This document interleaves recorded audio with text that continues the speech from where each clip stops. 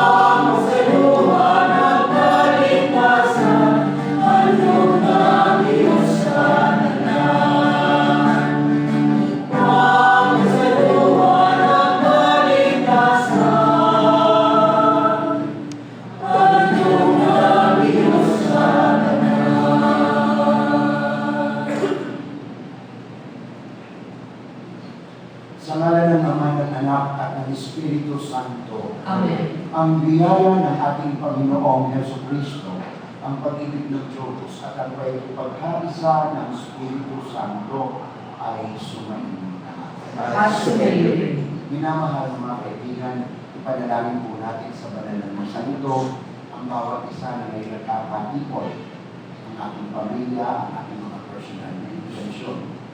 Ngayon din po, panalangin natin ang lahat ng mga intensyong inialay sa misa nito. At upang tayo ay maging marapat na sa pagdiriwang na ito ay gumanap, ihingi natin sa Diyos ng awa at patawad ang lahat ng ating mga kasalanan at pagkukulang.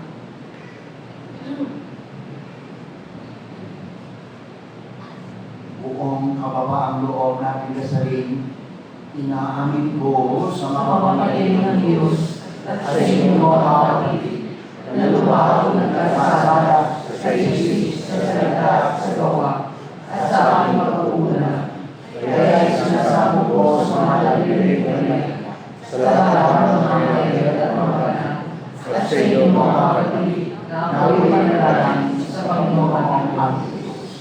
Kaawaan tayo ng makapangyarihang Diyos. Patawarin tayo sa ating mga kasalanan at patnubayan tayo sa buhay na walang hanggan. Amen.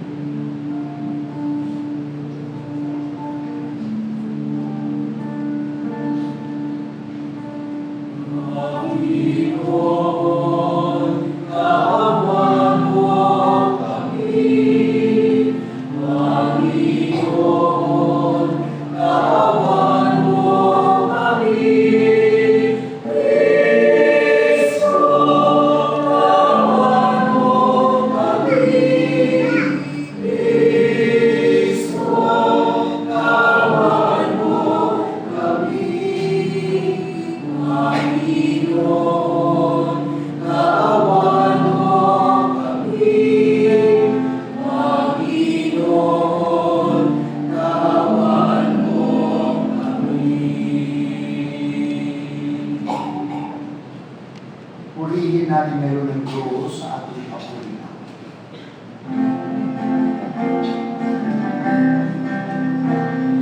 Papuri sa Diyos sa kaligtasan, sa lupa ay kapayapaan, sa mga taong pinalulugdan niya. Pinupuri ka namin, dinaraman ka namin, sinasamba ka namin, pinagpupuli ka namin, pinasasalamatan ka namin. Kaya sa kanila mo kami napulihan. Panginoong Diyos, Hari ng langit, kasamang makapangyarihan sa lahat. Panginoong Jesucristo, bugtong lahat. Panginoong Diyos, Kordero ng Diyos, anak ng Ama, ikaw na naganis ng Ama, kasalanan ng sanlibutan. Maawa ka sa amin. Tanggapin mo ang aming kahilingan, ikaw na nalulunod sa kalan ng Ama, maawa ka sa amin. Sapagkat ikaw lamang ang managliwanag, Panginoon.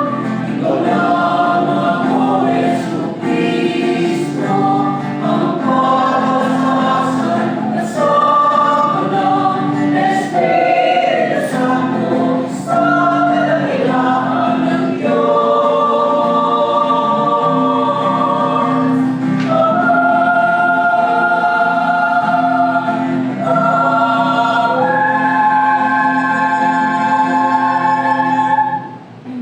Manalangin tayo. Ama naming makapangyarihan, itinakda mo ang lahat ng mga utos mo ay mauwi sa pag-ibig sa iyo at sa kapwa-tao. Ipagkaloob mo sa pagtalima namin sa mga ito. Kami pagindapatin mong sumabit sa buhay na walang katapusan. Sa pamagitan ni Jesucristo, kasama ng Espiritu Santo, magpasawalang hanggan. Amen. Magsimpo po tayo. Pagbasa mula sa aklat ni Propeta Amos. Pakinggan ninyo ito, kayong sumisikil sa nangangailangan at kayong umaakit sa mga dukha. Ang sabi ninyo sa inyong sarili, inip na kami matapos ang mga araw ng pamahinga. Hindi tuloy namin maipagbili ang aming mga inani. Kailan ba matatapos ang araw ng pamahinga para mailawin na namin ang mga trigo? Tataasan namin ang halaga, gagamit kami ng maling akalan, at dadayain namin sa timbang ang mga mamimili. Sa halaga ng isang pares sa sandalyas, aming bibilhin bilang alipin ang taong dukha. Palitulyakis ng trigo ay pagbibili namin sa mataas na halaga. Sumumpa ang Panginoon, ang Diyos ng Israel. Hindi ko na maipapatawad ang masasama nilang gawa. Ang salita ng Diyos. Salamat sa Diyos. Purihin ang buong Diyos sa dukhay ng tatampo. Purihin ang buong Diyos sa sadukay ng tatampo. Ang pooy purihin. Dapat na magpuri ang mga alipin. Ang ngalan ng poon ay dapat purihin. Ang kanyang pangalan ay papurihan. Magmula ngayon, magpakailanman. Purihin ang buong Diyos sa sadukay ng tatampo. Siya'y naghahari sa lahat ng bansa. Lampas pa sa langit ang pagkakakila. Walang makatulad ang Panginoong Diyos na sa kalangitan doon naluluklok. Buhat sa itaas, siya'y tumutunghay. Ang lupa at langit, kanyang minamasdan. Purihin ang buong Diyos na sa lukhay nagtatakbo. Mula sa alabok ang mga mahirap. Sa pagkagalungi ay itinataas. Sa mga prinsipe ay isinasama. Naging prinsipe ang mga lingkod niya. Purihin ang buong Diyos na sa lukhay nagtatakbo. Pagbasa mula sa unang sulat ni Apostol San Pablo kay Timoteo. Pinakamamahal ko, una sa lahat, ipinakikiusap kong paabutin ninyo sa Diyos ang inyong kahilingan, panalangin, pamanhik at pasasalamat para sa lahat ng tao. Gayon din ang gawin ninyo para sa mga hari at mga may kapangyarihan upang makapabuhay tayo ng tahimik at payapa, marangal at may kabanalan. Ito ang mabuti at nakalulugod sa Diyos na ating tagapagligtas, na ang ibig ay maligtas ang lahat ng tao at makaalam ng katotohanan. Sapagkat iisa ang Diyos at iisa ang tagapamagitan sa Diyos at sa mga tao, ang taong si Kristo Jesus na naghandog ng kanyang buhay upang pupisin ang lahat. Siya ang katunayan ng banal na lingin ng Diyos at nahanap ng panahon. Dahil dito, ako'y binirang ng mga ngaral, apostol at tagapagturo ng pananampalataya at ng katotohanan nito sa mga hindi. Katotohanan ang sinasabi ko, hindi ako nagsisinungaling. Ibig ko ang mga lalaki sa lahat ng dako ay manalangin may malinis na kalooban, walang hinanakit, o galit sa kapwa. Ang salita ng Diyos. Salamat sa Diyos. Magsitayo po tayo.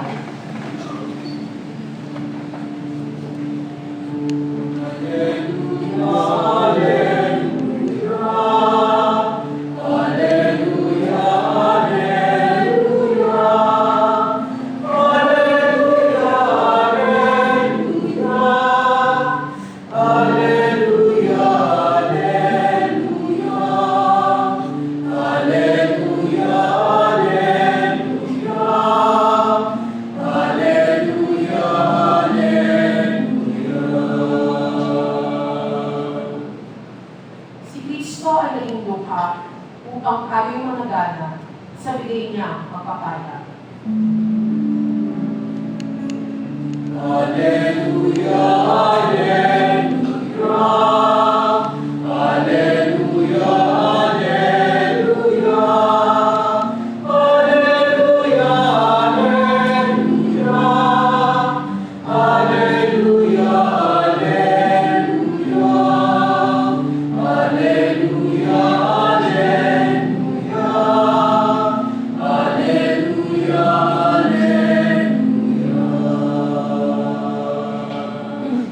Sumainyo ang Panginoon At sumayo rin. ang mabuting balita ng Panginoon ayon kay San Lucas. Papuri sa iyo, Panginoon.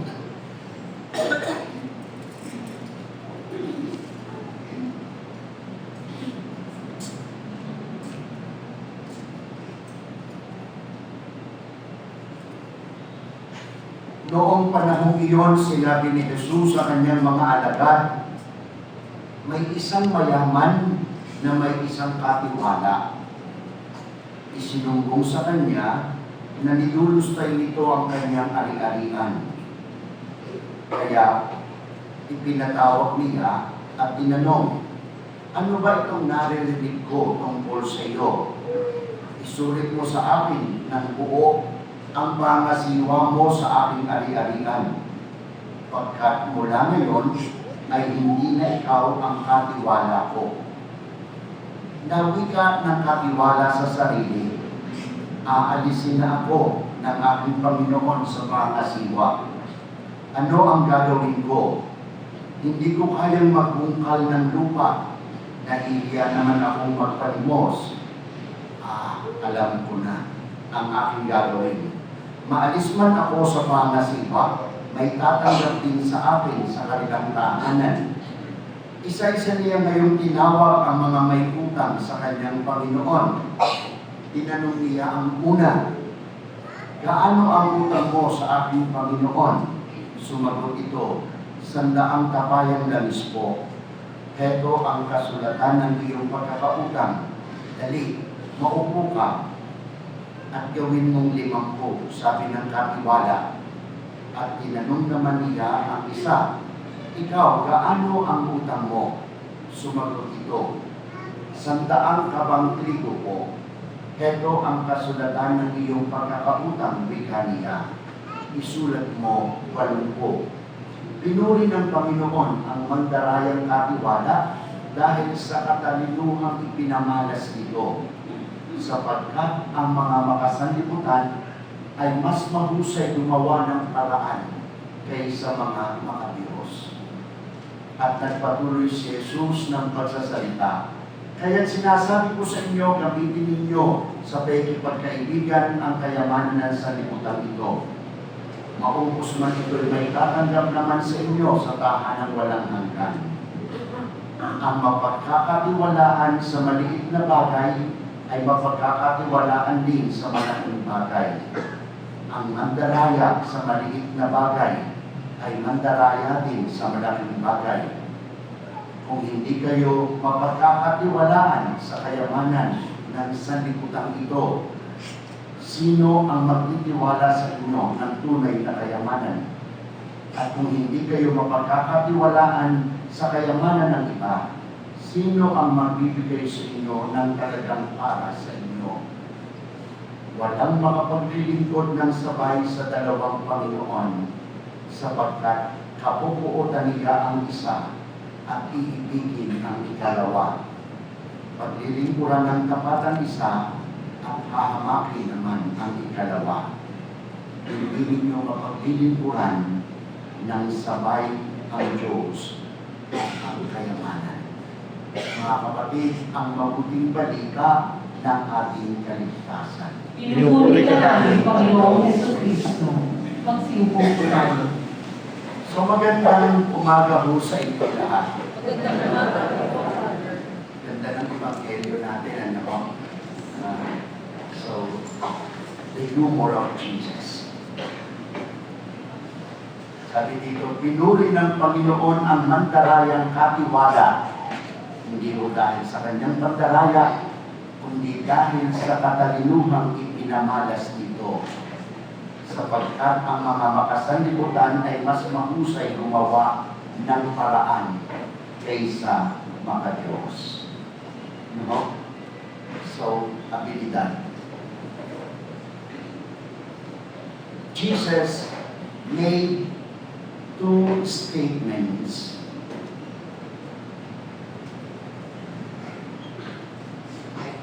so that we can prepare for the future.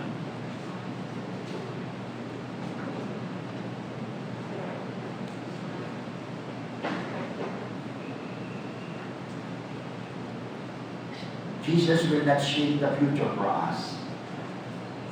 We are the ones responsible. So, una ho, is the proper use of will or the proper use of money.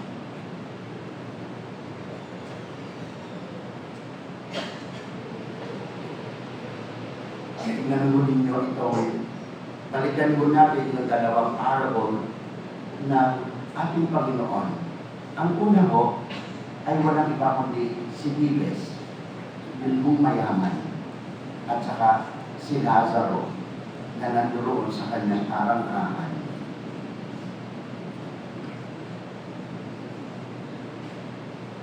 Habang siya nagpapasasa sa loob ng kanyang tahanan, wala naman siyang pakialam sa puluring nandoon sa kanyang arangkahan na ang mga sugat ay tinitilaan na ng aso.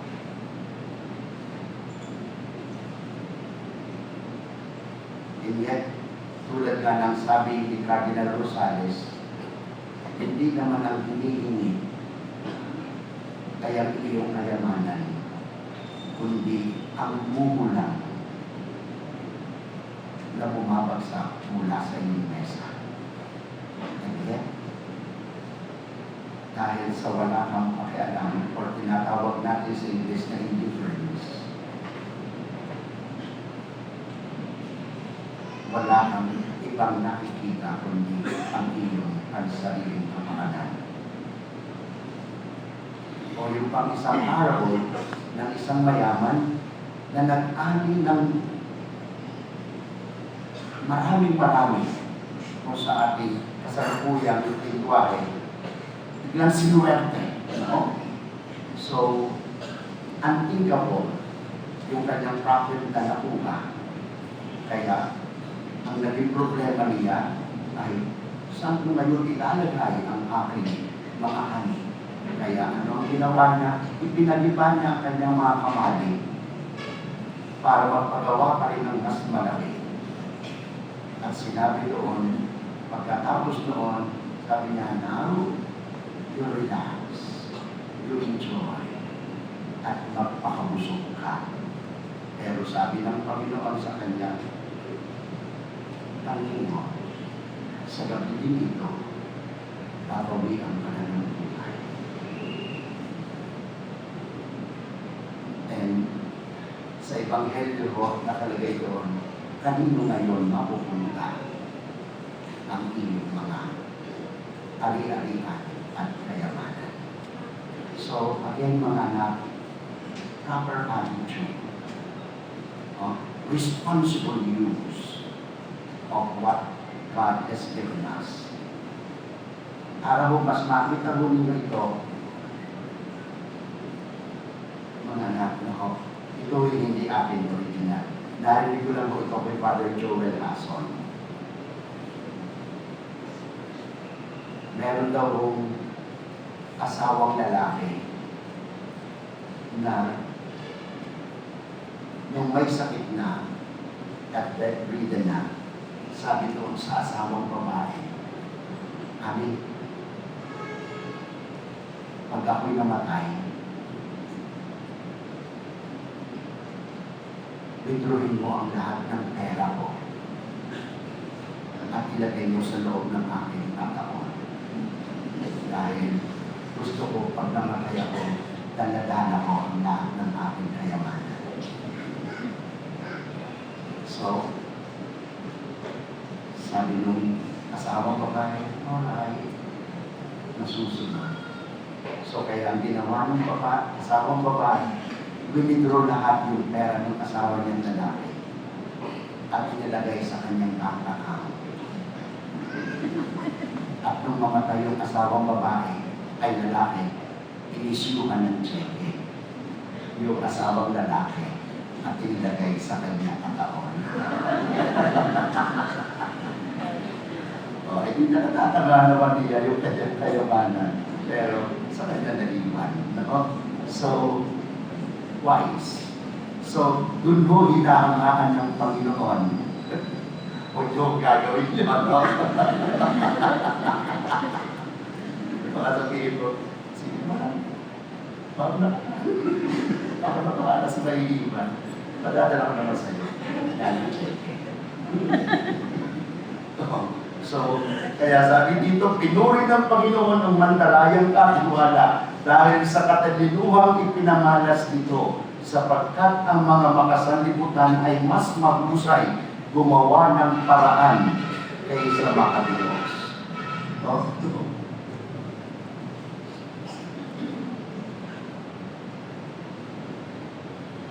Isa pa hong, ito naman mo akin, no? Just recently, September 10, I celebrated my 33rd sacerdotal anniversary. At ito mo sasabihin ko sa inyo, 33 taon na ho akong pare. Napakarami ko na akong nailibing at napakarami ko na akong napakain. Mas marami kay Duterte. No? So, at napakarami ko na akong namisahan at nabitisyo ng patay. Pero wala pa ho akong nailibing na patay. Naloob siya'y mamatay. Yung lahat ng titulo ng kanyang lupa at mga bangko at ari-arian ay nasa loob ng kanyang katawan. They were all left behind. At ang mga naiwan, pagmanang magpapatayan at nagsasakiman. So, mga anak, ang gusto ko lamang ipunto sa ito. Mga anak, we accumulated wealth and possessions, not alone, but in collaboration with so many people.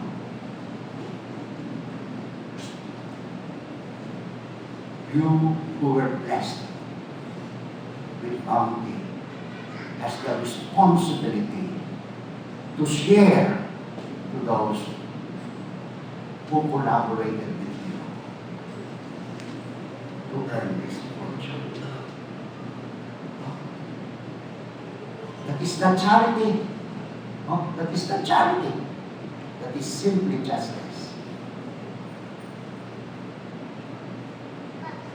One time, I was driving, bukas yung aking radyo sa lab radio. No? Diba? Marami yung kalokohan doon sa lab radio.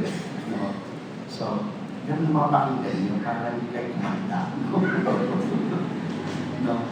Tapos, meron mo doon sala sa katawan na portion nila. Sabi niya dito, no? Si Inday, yung isang kasambahay ng isang mayamang pamilya, nagpapaalam doon sa kanyang amo na ate, kuya, magpapaalam na po sana ako sa inyo. Uuwi na po ako sa probinsya. Tapos, sabi na yung ni ate, bakit naman? Hindi ka pa maligaya dito sa amin. Hindi na namin ikaw itinuring na iba. Itinuring ka na namin anak. Kung nga mo sabi niyo lagi sa akin, turing niyo sa akin ay anak. Pero yung kung mga anak niyo lahat nakatapos na, ako lang po ang hindi. No? Yung lahat ng mga anak ninyo nakatapos na ng pag-aaral, ako lamang po ang hindi. No? So, again mga anak, no? Whatever blessing we have received, we didn't receive it all by ourselves. It is always in collaboration with others. No? So, justice demands that those who collaborated with us, our employees, our katulong, our kasambahay, those who contributed to our success. Because, yung sasabihin nyo, paano? Father, sila naging bahagi. Yan ang nagluto sa'yo ng almusal. Yan ang nagluto sa'yo ng magpunan ng paggaling mo sa opisina. Yan ang nag-asikaso and everything. Tapos, mananatili siya habang buhay, nakatulog mo at kasambahay mo. Tapos, and again, mga anak, that is not charity. That is not charity. That is simply justice.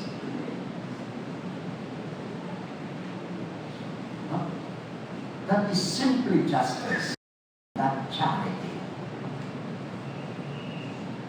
So, that is the first statement of Jesus. Pangalawa ho ay ito.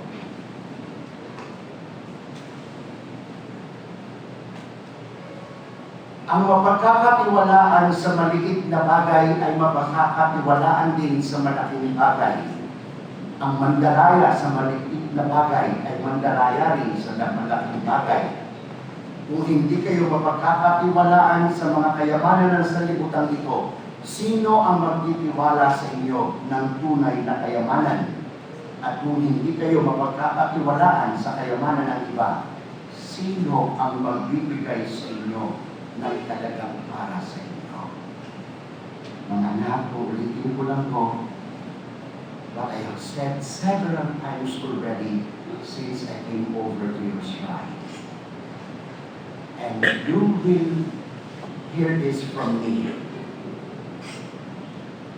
Hanggat ito'y may aakma ko sa Ebanghelyo at hanggat ako'y nandirito sa inyong piling at ngayon na ako uulitin kong muli sa inyo. Mga anak, walang napakagandang maaaring taglalin ng tao sa kanyang buhay, maliban sa pagiging tapat, totoo, at mapagkakatiwalaan. I will say it again, there is nothing so beautiful that man can ever possess in this life than being honest, truthful, and trustworthy.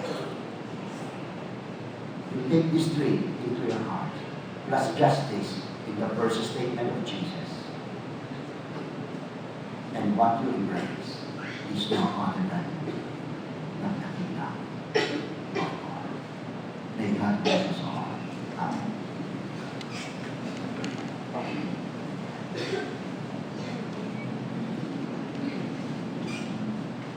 Magtayo po tayo. Ipahayag natin ngayon ang ating pananampalataya. Sumasampalataya ako sa Diyos ang makapangyarihan sa lahat, na mayroon ng langit at lupa. Sumasampalataya ako kay Jesus Cristo, isang anak ng Diyos, Panginoon ng lahat. Nagkataon sa dalalang ng Espiritu Santo, pinanganak sa Santa Maria Virgen, pinapakasakit si Poncio Pilato, pinako sa krus na matay inilipid, nalaw sa kinaroonan ng mga tao, nang may tatlong araw na buhay na maguli, umakyat sa langit, nalulok sa kanan ng Diyos sa mga makapangyarihan sa lahat. Doon magmumulan pa rin ito ang buhok sa namumuhay at namamatay na tao. Sumasampalataya naman ako sa Diyos, Espiritu Santo, sa banal na simbahang Katolika, sa kasamaan ng mga ganan, sa kawalan ng mga kasalanan, sa pagkabuhay ng pili ng mga tao, at sa buhay ng walang hanggan. Amen.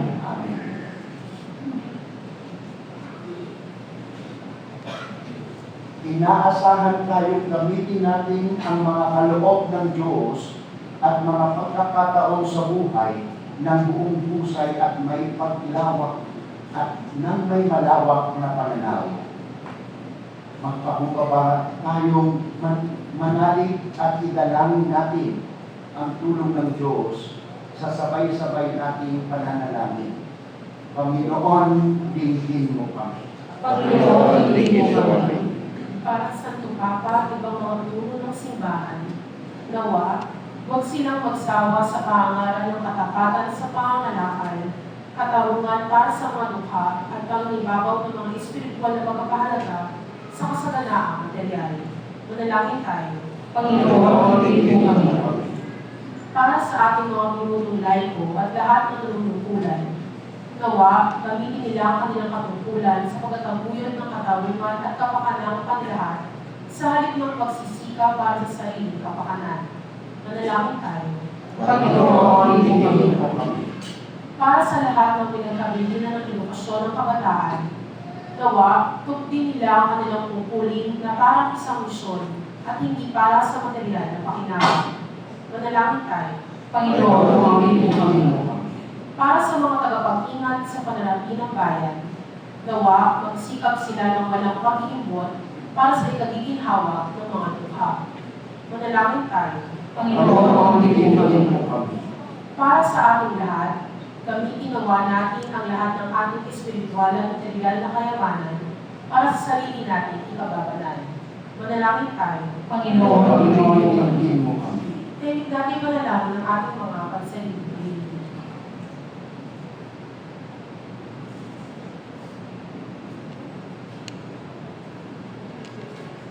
Manalangin tayo. Panginoon, dinggin mo kami. Ama, ipagkaloob mo sa amin pakinabangang mabuti ang mga pagkakataon sa buhay na ito, alang-alang sa bibing na walang mali sa iyong kaharian na inihanda mo sa langit para sa amin. Isinasamo namin ito sa ngalan ni Yesu Cristo, aming Panginoon. Amen. Magsiupo po tayo.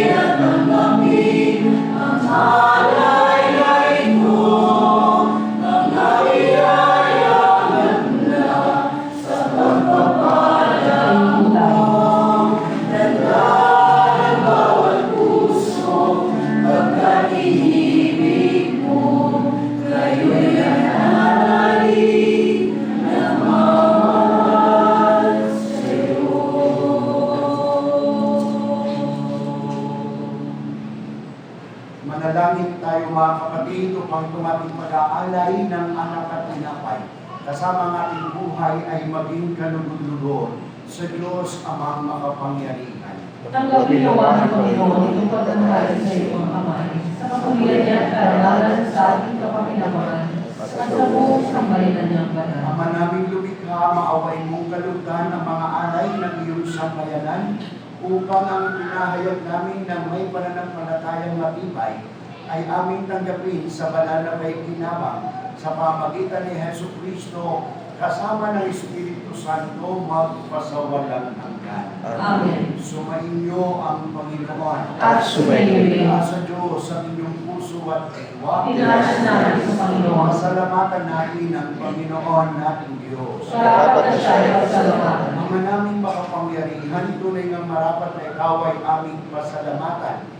Ikaw ang lumikha sa tanan. Ikaw ang nagtakdang magkaroon ng gabi at ng araw. Gayon din ang tag-init at ng tag-ulan.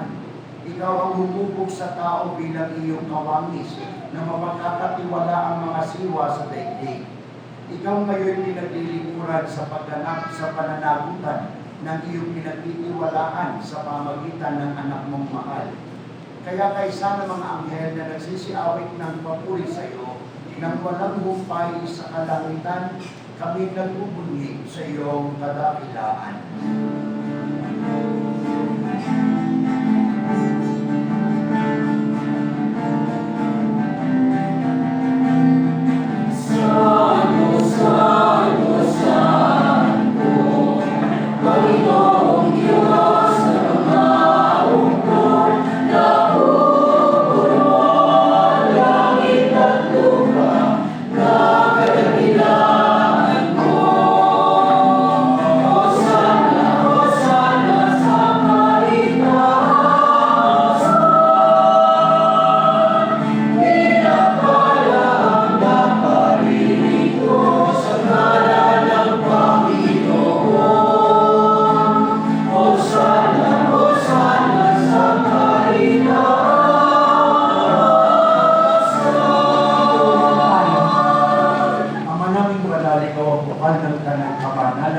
Sa pamagitan ng Espiritu, gawin mong banal ang mga kaloob na ito upang para sa amin ay maging katawan at dugo ng aming Panginoong Jesucristo. Bago niya pinag-iisang pusang loob na maging handog, hinawakan niya ang tinapay. Pinasalamatan kaniya, pinaghati-hati niya iyon. Iniabot sa kanyang mga alagad at sinabi, tanggapin ng lahat ito at kanin. Ito ang aking katawan na ihahandog para sa inyo.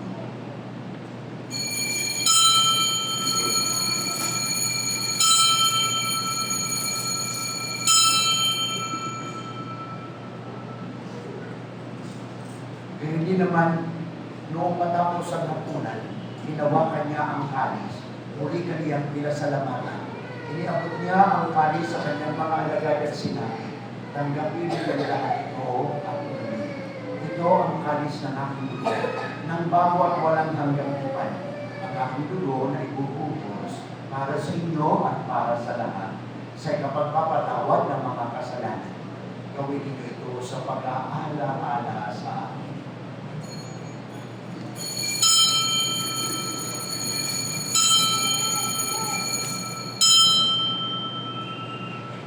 Magsitayo po tayo. Ipagpuli natin ang misteryo ng pananampalataya.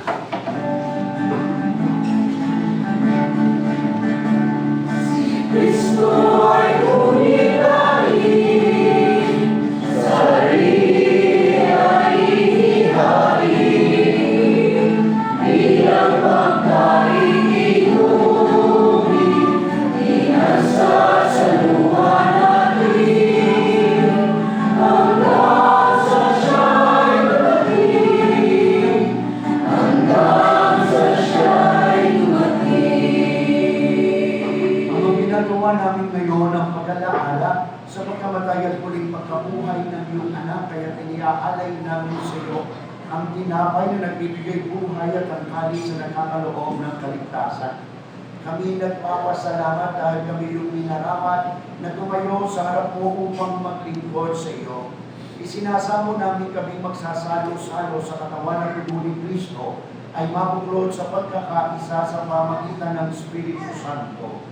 Amalingapin mo ang iyong simbahang laganap sa buong daigdig. Puspusin mo kami sa pag-ibig kay San Francisco na aming Papa at ni Luis Antonio na aming Obispo, kasama ang kanyang katuwang na Obispo at ng Tanang Kaparian. Alalahanin mo rin ang iyong mga anak na pinipon mo ngayon sa mahal mong harapan. Gawin mong kami maging ganap sa buklod ng pag-ibig at pagkakaisa. Alalahanin mo rin ang aming mga kapatid na nahimlay na may pag-asang sila'y muling mabubuhay kahit din ang lahat ng mga pumanaw. Kaawaan mo po sila't patuloyin sa iyong kaliwanagan. Kaawaan mo po at pagkindapatin kaming lahat na makasalo sa iyong buhay na walang wakas. Kaisa ng mahal na Birheng Maria na ina ng Diyos at ina din namin ng kabiyak ng puso niyang si San Jose. Kaisa ng mga apostol at ng lahat ng mga banal na namuhay dito sa daigdig ng kalulugod sa iyo, may pagdingong gawa namin ng pagpupuri sa kararangal mo sa pamagitan ng iyong anak na aming Panginoong Jesucristo. Sa pamagitan ni Kristo, kasama niya at sa Kanya, ang lahat ng parangal at papuri ay sa iyo, Diyos amang makapangyarihan, kasama ng Espiritu Santo, magpasawalang hanggan.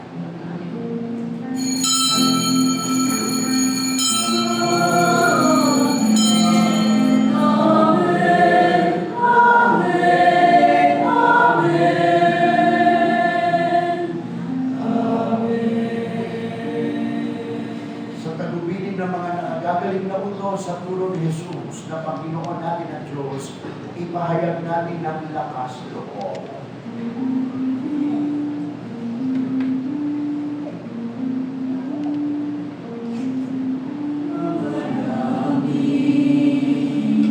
Sumasalangit ka, sambahin ang ngalan mo. Sa amin ang kaharian mo, sunod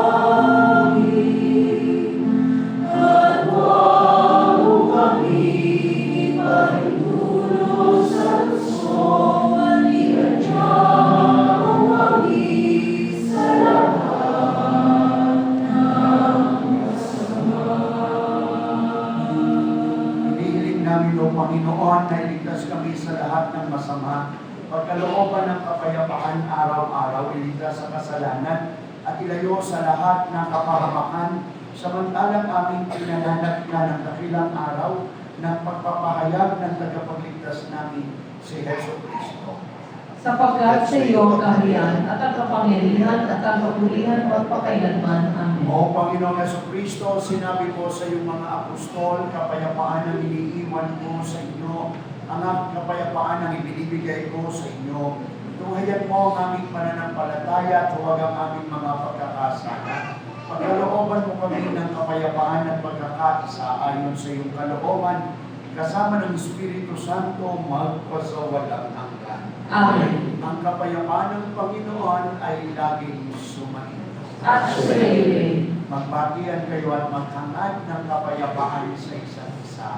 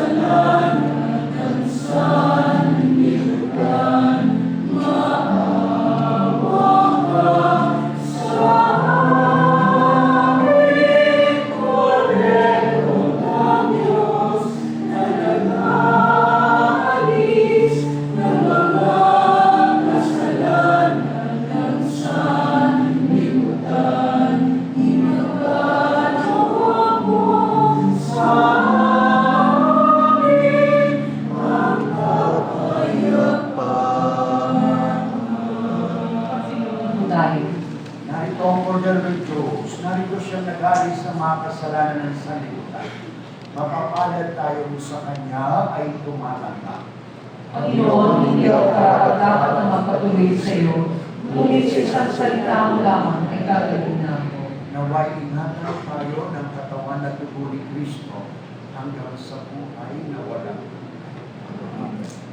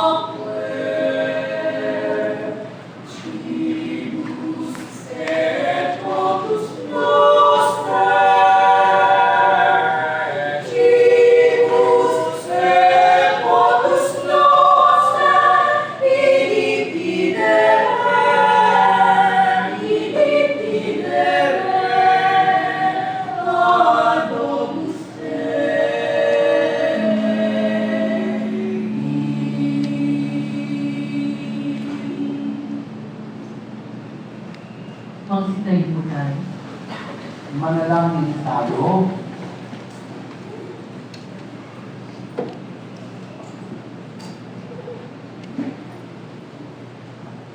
Ama naming mapagmahal, kami pinapagsalo mo sa banal na kahilingan ay patuloy mong kaawaan at tulungan upang ang aming tinanggap ay kanawang umilan sa pamumuhay namin sa araw-araw, bunga ng iyong pagtubos na aming ipinagdiriwang sa pamagitan ni Hesus Kristo kasama ng Espiritu Santo magpasawalang hanggan.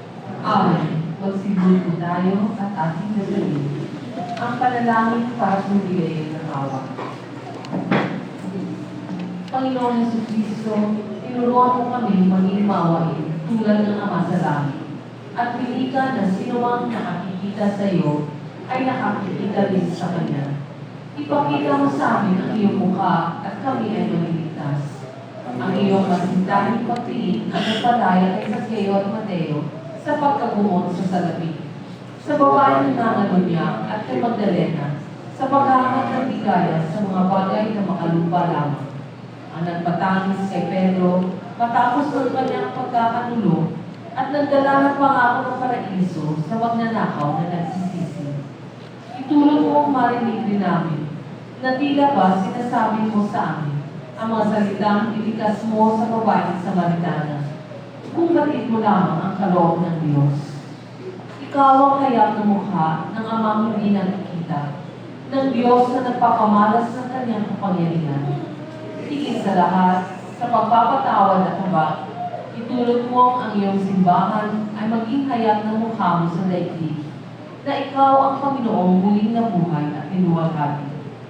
Niloob mo ang iyong mga tagapaglingkod ay babalot din ng kahinaan upang magdalang habag sa mga mangmang at nagkakamali.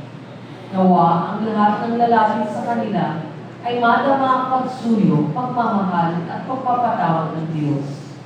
Isugo mo ang iyong espiritu at italaga ang bawat isa sa amin sa pagpapadaloy ng langis ng paghirap upang ang humilayan ng awa ay maging isang taon ng biyaya mula sa Panginoon at ang iyong simbahan ay makapaghatid ng mabuting balita sa mahihirap na may bagong sigla, magpahayag ng paglaya sa mga bilag at inaapi at magpanumbalik ng paningin sa mga bulag.